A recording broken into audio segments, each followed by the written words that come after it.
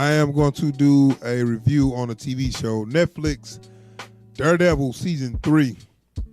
Daredevil Season 3, I watched it over the weekend, finally finished it, so I'm going to go ahead and do this review. It was 13 episodes, and this is the third season, so it's 2 more seasons before that. Go watch that. That's very good. I recommend that. Daredevil is a Marvel superhero that's he was blinded when he was like 13 or something, and all his other senses are like super senses.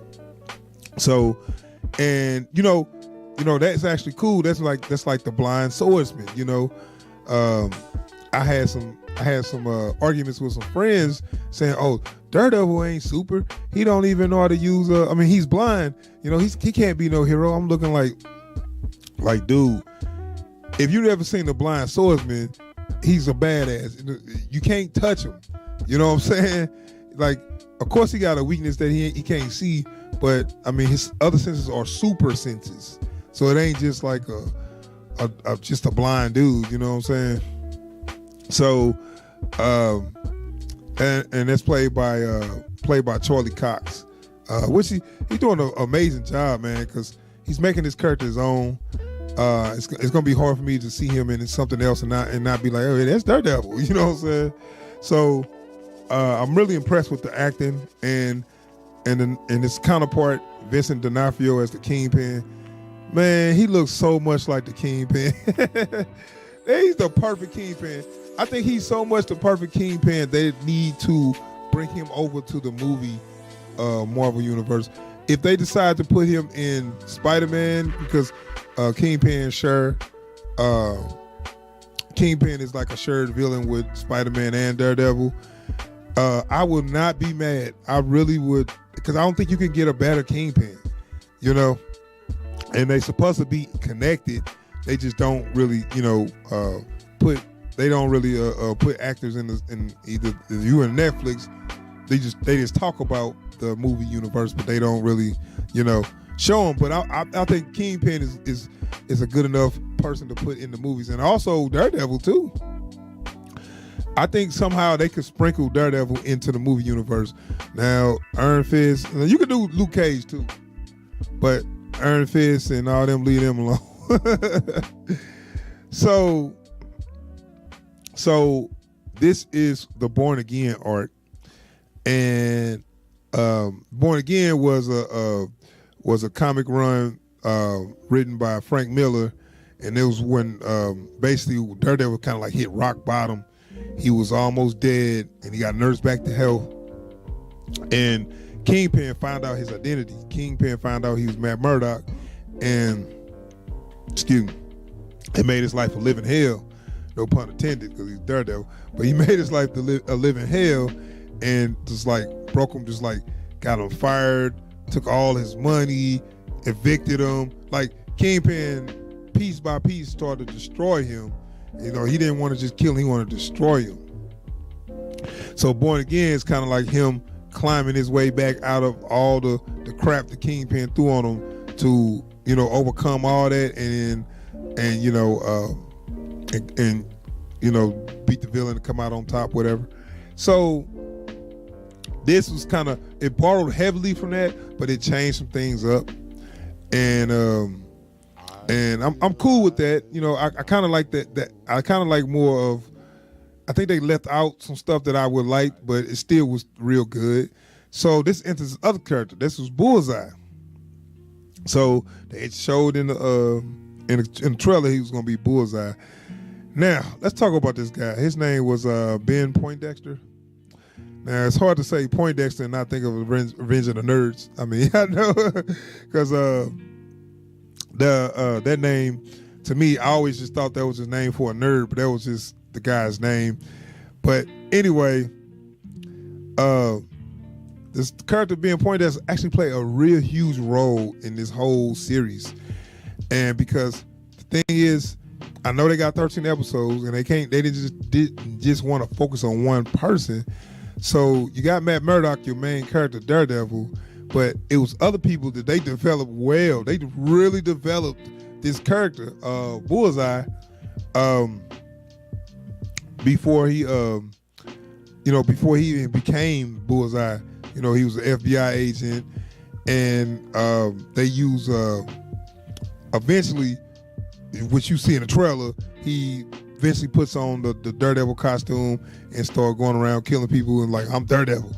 And also, I think that's in the comics too, when that was the first thing that Kingpin wanted to do to discredit Daredevil, have somebody dressed up like him and, go around committing crime. So you destroyed his life as the superhero, and he destroyed his personal life too. So that character was just way out there. Like, I mean, he was cool. I actually really liked the comic book version of Bullseye better than this guy. And when I see it, I like that character. I mean, the development of this dude, because he's very, very disturbed. But I was disappointed because I was like, I feel like it's not Bullseye. And a lot of people say, well, Bullseye was just he was a crazy Irish dude. I like that though, man. That's one thing I liked about Bullseye. I wanted to see some of the stuff he was doing in the comics. And sad to say that they kind of got it better in the 2003 version of Daredevil with that Bullseye, where he was just, he wasn't crazy. He was just a villain. I mean, he was just a villain, and that is the way basically he is. He was a costume villain. He was an expert marksman or whatever, and that was just Kingpin's #1 assassin. But they really really dug deep into his psychological profile, and you figured out why is he so crazy and why is he like, I don't know if I needed all that. But the thing was, it actually wasn't bad, but it didn't work for me for Bullseye. So if that character was somebody else, if he had another name, I'd be cool with it. But which they never called him Bullseye throughout the whole thing. I'm sorry that's a spoiler, but I was pissed. But I mean, it is what it is. I feel like I got a good character, but I feel like I didn't get Bullseye. That was my, I just had a problem with that.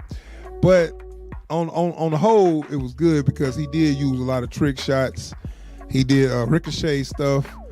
Some things he was throwing, I was like, man, you can't hurt nobody throwing that. But that's his power, where he can pick up anything and throw it and make it a deadly weapon. That was his thing. He didn't really use firearms. He prided himself on being able to kill somebody with any projectile that he can throw instead of just shooting. So, he did a lot of that, which is kind of cool. Just when you fight him, you get if you get the best of him, he just pick something up and just bank shot and throw it and hit you on top of the head. Like it's crazy. It's kind of cool. It's pretty cool how they did that. So and then I'm gonna speak on the fight choreography. The fight choreography was off the chain, man. I really like. Now I'm not sure how good Charlie Cox is at martial arts, but it looks like he do a lot of his own stunts, and he's damn good. And I really like the fights because they feel real. And then they got I don't want to spoil it, but they got a rival to the hallway fight scene in this one, where they do a long shot of a lot of fights. A person fighting multiple assailants with one shot. They did not cut away. It's a pretty damn good scene, man. And it's realistic too. Just say, when you fighting a lot of people, you're going to get tired and out of breath, and it's going to get sloppy. And that's what it looked like. It just looked realistic. It didn't look like that old movie fights where when you blocking everything and doing all these twirl kicks and running and doing all that, and you ain't even out of breath. Come on, man. So that was pretty damn good. The fight scenes were good. All the action was pretty damn good. I think this show, they don't have big budgets, but they lean more on the fight choreography and the camera shots and stuff, which is good. And because that's all you need to me. You don't need all that damn CGI and big explosions, and you don't need all that.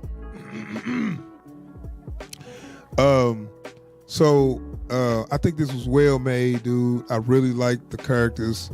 And then you got like his supporting characters, saying support. They're actually a pretty good support team. Karen Page and Foggy Nelson. Like, it's like some of these shows where the support team just get on my nerve. You know, they actually a pretty good support team to him. And they gave them all something to do. They wasn't just there complaining. You know, like some support teams just question everything the hero do. Every time they do something is, you should have done that. You did that the wrong way. You should do this way. You should do that way. You know, ain't really offering no help, just criticism. And not even constructive criticism, just criticism. So the support team was pretty good. Let's see. I talked about the action, and okay, and I just want to leave off with the Kingpin. The Kingpin is really the Kingpin. That dude, I really like the way they played that character, man. The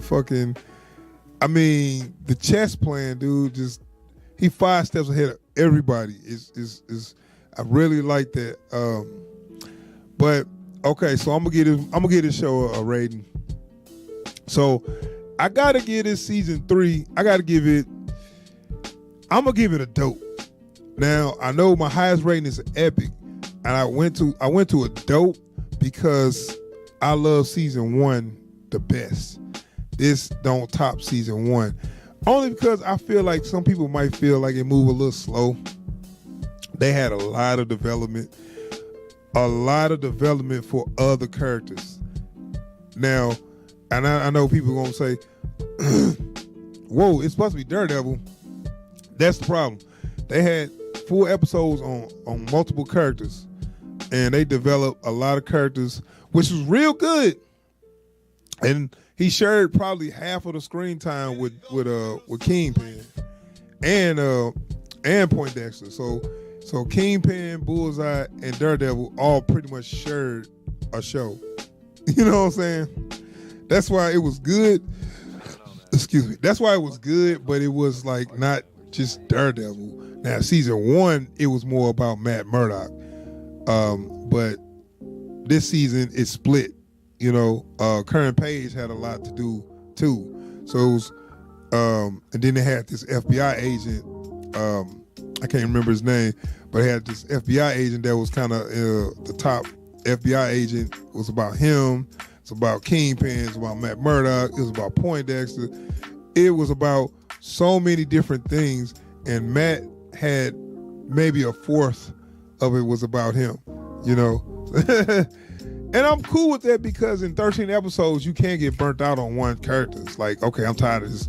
I'm tired of what's going on. I know everything to know about this dude, or I know what's going on. You ain't surprising me nothing. So now we can see what's going on with other people. So I'm good with that. But it just wasn't better than season 1 to me. Season 1 was the best one. I really loved that one. Got me hooked, and you know, so for that I give it a dope. But a dope is good because it's still a good watch, you know. So for that I give it a dope. Definitely recommend it.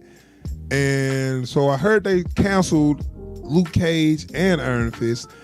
I don't know what's going on with that, but I really think what they're going to do is move over. When they start their own streaming service, they might renew these shows. I don't know. So thanks for checking out the video. Appreciate you. And subscribe to the channel. Try and get my subscriptions up. And yeah, that's it for me. All right, y'all. Peace.